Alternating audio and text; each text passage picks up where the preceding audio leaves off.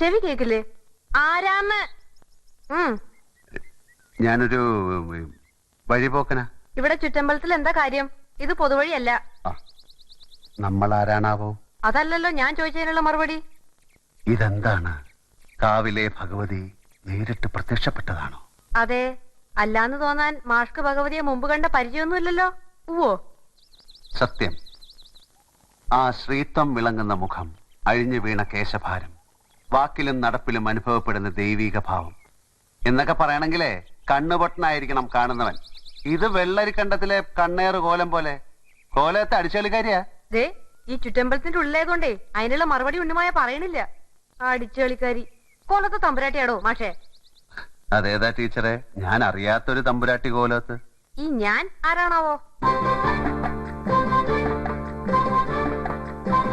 തമ്പുരാൻ, കണിമംഗലം കോവിലകത്തെ ജഗന്നാഥൻ തമ്പുരാൻ. കണ്ടാലും പറയും ഒരു തമ്പുരാൻ. കോലോമാൻ ചാളുടെ ബാല്യക്കാരനാ ആയിരിക്കും. മൂർത്തിയെക്കാളും വലിയ ശാന്തിയുള്ള കാല. മുന്നിന്ന് മാറുക തമ്പുരാൻ. ആ പിന്നെ കോലോ വാങ്ങിച്ച മാഷിന്റെ മുതലാളി വന്നിട്ടുണ്ടെങ്കിലേ എനിക്കൊന്ന് കാണണമെന്ന് പറയൂ. ചിലത് പറയാനുണ്ട്. അഹങ്കാരത്തിന് കയ്യും കാലും വെക്കുക, എന്നിട്ട് പെണ്ണെന്ന് പേരും. നിനക്ക് ഞാൻ വെച്ചിട്ടുണ്ടോ ഈ കുറുമ്പത്തി? എന്താ? ശംഭോ മഹാദേവാന്ന്. പിന്നെ